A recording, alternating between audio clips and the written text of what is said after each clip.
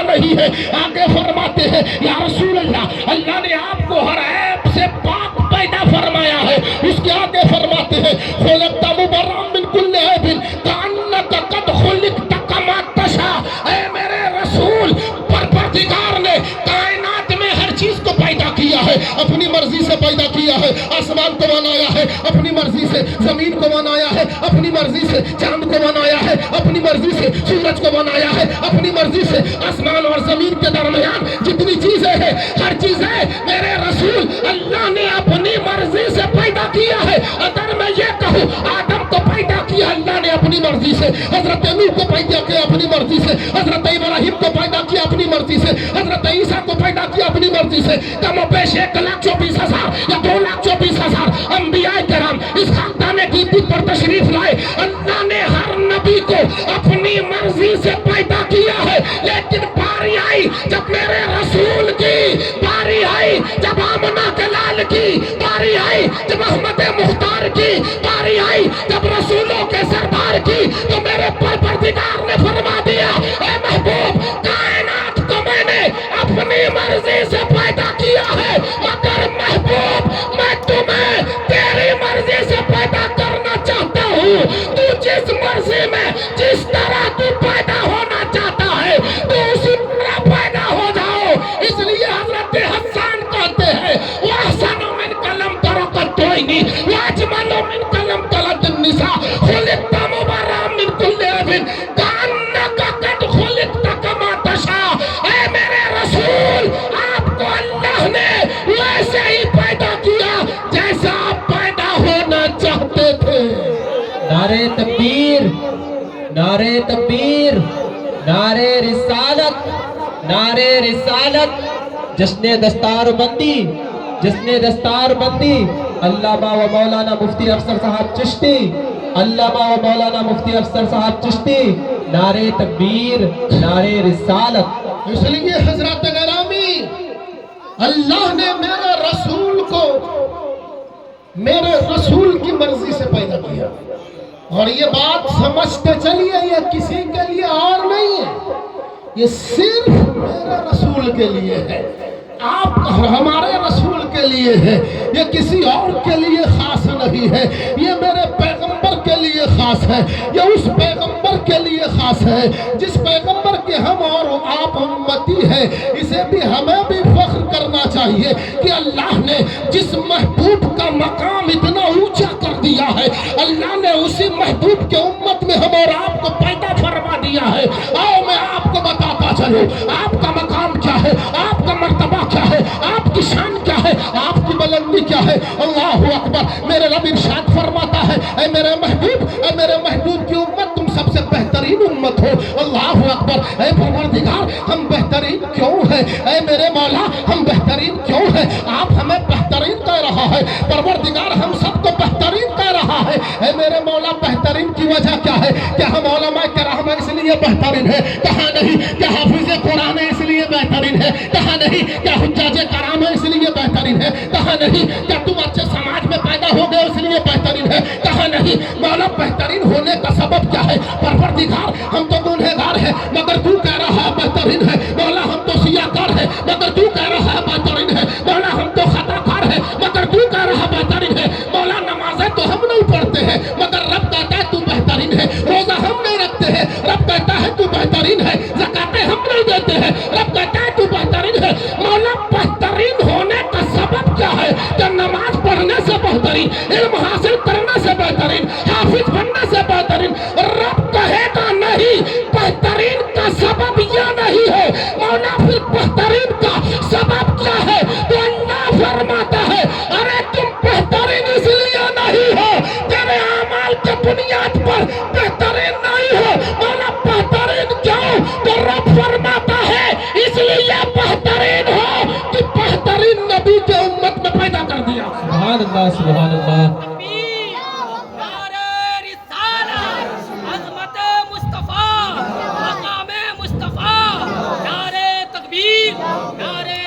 ہم صرف اپنے رسول کی امت میں پیدا ہونے کی وجہ سے بہترین ہے.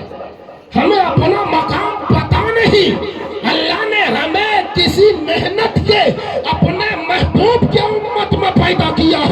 जिस महबूब की उम्मत में पैदा होने के लिए हजरत मूसा तमन्ना किया करते थे। हजरत मूसा कहते थे मौला मुझे मोहम्मद की उम्मत में पैदा कर दे। इसलिए मेरे मोहतरम हम बड़े खुशनसीब हैं, हम बड़े खुशनसीब हैं कि अल्लाह ने हम और आपको बेहतरीन नबी की उम्मत में पैदा किया। ये मेरा मौजू नहीं है, ये गुफ्तगू की शुरुआत थी तो मैंने कह दिया। हजरत अगरामी मेरा मौजू ये है, अल्लाह के नबी फरमाते हैं मन तअल्लमल कुरान व अल्लमहु औ कमा क़ाल। मेरे आका फरमाते हैं कि तुम में बेहतरीन वो है, तुम में बेहतरीन वो है जो कुरान को सीखता है दूसरे को सिखाता है। तुम में बेहतरीन वो है जो कुरान को सीखता है दूसरे को सिखाता है। हजरत गिरामी बेहतरीन अल्लाह के नबी ने हर इंसान को नहीं कहा। अगर मैं कहूँ डॉक्टर को तो नहीं कहा, इंजीनियर को तो नहीं कहा, प्रोफेसर को तो नहीं कहा, टीचर को तो नहीं कहा। अल्लाह के नबी फरमाते हैं तुम में बेहतरीन वो है जो कुरान को खुद सीखता है, कुरान को दूसरे को सिखाता है। अरे कुरान अगर सीखे तो रब के महबूब कहते हैं कि बेहतरीन है। अरे कुरान जो सीख ले उन्हें रब के महबूब बेहतरीन कहे, और जो कुरान को सीने में महफूज कर ले उनका मकाम क्या होगा। मेरे नबी फरमाते हैं जिस खानदान में हाफिज कुरान पैदा हो जाता है उस खानदान के 70 ऐसे लोगों को, तवज्जो, 70 ऐसे लोगों को, एक और दो की आदत नहीं है। जिस खानदान में हाफिज कुरान बना उस खानदान के हर फर्द को खुशी मनाने का मौका है, हर इंसान को खुशी मनाने का मौका है कि मौला ने तेरे खानदान में हाफिज कुरान को पैदा कर दिया है। मेरे आका फरमाते हैं जिस खानदान में हाफिज कुरान पैदा हो गया अल्लाह उस खानदान के 70 फर्द को जहन्नम से निकाल के जन्नत में दाखिल कर दिया। नारे तकबीर, नारे रिसालत, अज़मते कुरान, अज़मते हाफिज़े कुरान, नारे तकबीर, नारे रिसालत। 70 फर्द को जहन्नम से निकालेंगे हाफिज बनकर। इसलिए खानदान के हर फर्द को खुशी मनाने का मौका है। आज लोग कहते हैं ना कि उनका बेटा बना, उनका भाई बना, वो खुशी मना। नहीं मेरे मोहतरम, अगर तेरे खानदान से उस हाफिज का टच है तो तुझे भी खुशी मनाने का मौका है। और मैं आपको बताऊं ये उलमा कराम बैठे हैं, हमारी जमात में बहुत बड़े आलिम दीन गुजरे हैं हजरत आलमगीर रहमतुल्लाह अलैह। उनके नाम से फतवाए आलमगीरी है। मुफ्तियाने कराम उनकी किताब देख के फतवा दिया करते हैं। जब तक उनकी किताब का हवाला न दिया जाए तब तक फतवा मोतबर नहीं माना जाता है। अल्लाहु अकबर। जब हजरत आलमगीर रहमतुल्लाह अलैह की साहबजादे हाफिज कुरान बनकर घर पे आए तो हजरत आलमगीर ने अपने वालिदे बुजुर्गवार की बारगाह में जाकर कहा, ऐ वालिदे बुजुर्गवार सुने तो सही, आपका पोता हाफिज बन गया है, आपका पोता हाफिज बन गया, खुशी मनाइए। तो हजरत आलमगीर के वालिद ने कहा, मुंह फेर लिया, तो वालिद मोहतरम बेटा मेरा हाफिज बना है, पोता आपका हाफिज बना है, आप क्यों मुंह फेर ले रहे हैं? बात क्या है, मामला क्या है? लेकिन दादा भी पढ़ा लिखा था, बेटा भी पढ़ा लिखा था, पोता भी हाफिज कुरान बन गया। दादा ने इसलिए मुंह नहीं फेरा था कि मेरा पोता हाफिज कुरान बन गया है तो मुझे हसद है, मेरा भाई हाफिज कुरान बन गया है तो मुझे हसद है। दादा ने इसलिए फेरा नहीं था। अगर वजह आप सुनेंगे तो आप भी खुशी में झूम जाएंगे। आओ मैं आपको वजह सुनाता हूँ। हजरत आलमगीर ने कहा, अब्बा हुजूर आपका पोता हाफिज कुरान बन के आया है। दादा मुंह फेर लेते हैं, कहते हैं अब्बा हुजूर खुशी का मौका है, मुंह क्यों फेर रहे हैं? अब दादा हुजूर ने जो जवाब दिया अभी शायर की शक्ल में हमारे हजरत ने उसे बयान कर दिया है। आपने फरमाया, बेटा सुन, मैंने पढ़ा है जिनका बेटा हाफिज कुरान होगा कयामत के दिन उनके माँ बाप के सर पे ताज रखा जाएगा। बात समझ आई? दादा ने कहा, बेटा कयामत के दिन तेरे सर पे ताज रखा जाएगा, मेरे सर पे नहीं। तू खुशी मना, मेरा बेटा होता तो मैं खुशी मनाता। हजरत आलमगीर घर को छोड़ दिए, कुरान को लेकर बैठ गए। खुदा की कसम मेहनत पे मेहनत,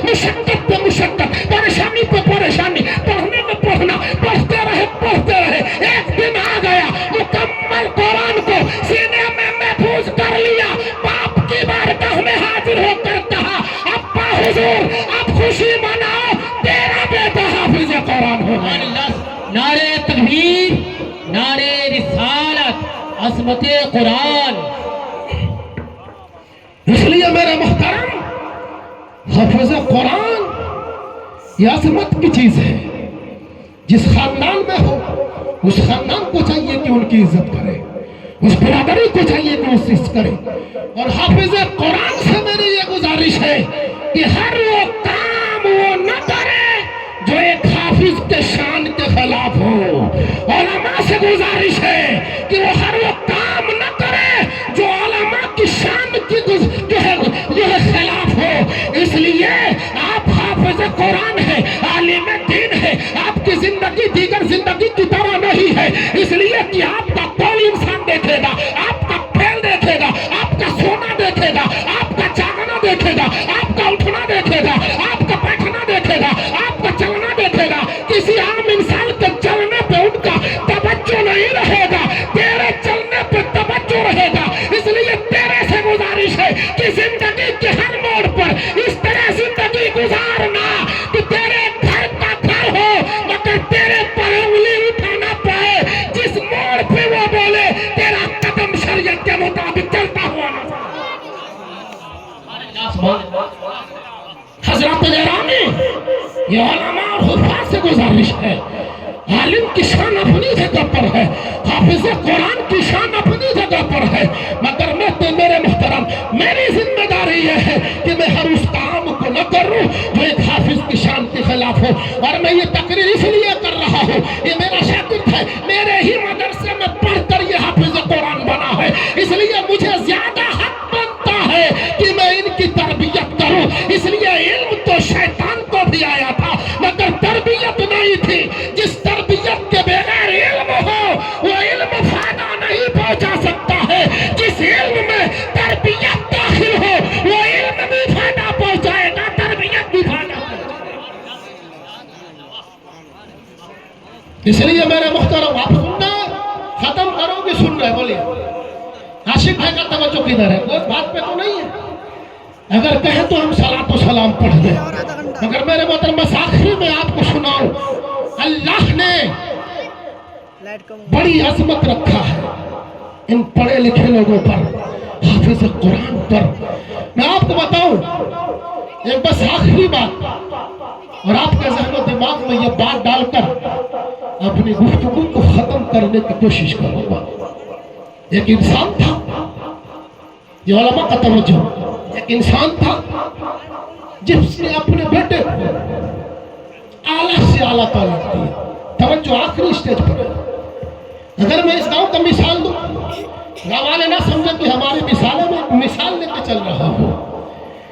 مال بستی کا لڑکا تھا, مال بستی کے اسکول میں پڑھا, وہاں سے ڈگری لیا, یہاں پاس ہو گیا, چھترگاچھ پہنچا, وہاں سے پاس ہو گیا, ضلع کے اسکول میں پہنچا, وہاں سے فارغ ہو گیا, صوبہ کے اسکول میں پہنچا, وہاں سے فارغ ہو گیا, راجدھانی کے اسکول میں پہنچا, وہاں سے فارغ ہو گیا, پڑھتے پڑھتے بدیس پہنچ گیا, وہاں سے بہت ساری ڈگریاں لے لیا. ایک کٹھا ڈگریاں لے کر گھر پہ آیا.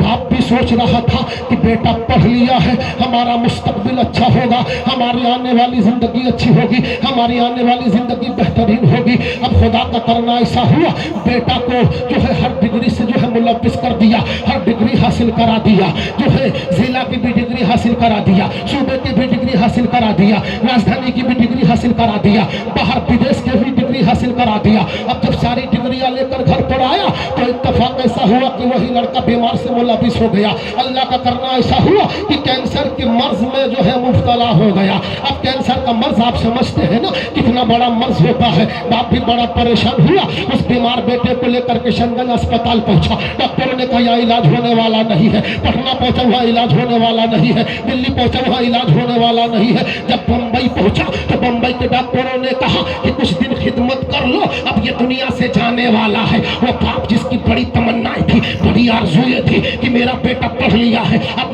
میرا مستقبل اچھا ہوگا, میری آنے والی زندگی اچھی ہوگی. باپ نے جو ہے تلوہ ملنا شروع کر دیا, افسوس کے ہاتھ ملنا شروع کر دیا. اللہ اکبر, روتا ہوا بیٹے کو لے کے گھر آیا, گھر پہ خدمت کرنا شروع کر دیا. بیٹا بستر بیمار میں آرام کر رہا ہے اور رو رہا ہے کہ میں نے اپنی زندگی میں کیا کیا. روتے روتے کہا کہ ابا حضور ذرا یہ تو بتائیں کہ میرے پاس کون سی ڈگریاں ہیں. ابا نے کہا بیٹا تیرے پاس بہت ساری ڈگریاں ہیں, تو نے ہائی اسکول بھی کیا, انٹر بھی کیا, یہ بھی کیا, بی اے بھی کیا, بھی ساری ڈگریاں تیرے پاس ہیں. بیٹا نے کہا ابا حضور ڈگریاں تو لے کے آؤ, وہ ڈگریاں کیا کیا ہے میں دیکھنا چاہتا ہوں. ابا حضور ایک ایک ڈگریاں دیکھنا شروع کر دیا. ہائی اسکول کی ڈگری سب دکھا دیا, انٹر کی ڈگری دکھا دیا, جو ہے ہائی اسکول وغیرہ ساری ڈگریاں دکھایا.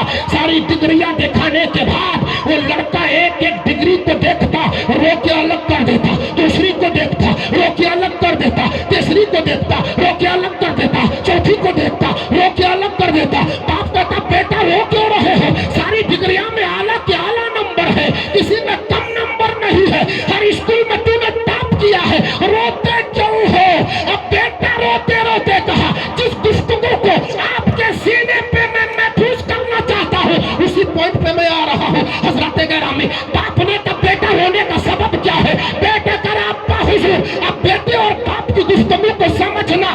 بیٹا نے کہا ابا آپ نے کشن گنج میں ڈگری دلوا دیا, پٹنہ میں ڈگری دلوا دیا, دلی میں ڈگری دلوا دیا, بدیش میں ڈگری دلوا دیا, ساری ڈگریاں تو ہے مگر ان ڈگریوں میں کوئی ایسی بھی ڈگری ہے جو قبر میں پہنچ کر میں نبی کو دکھاؤں.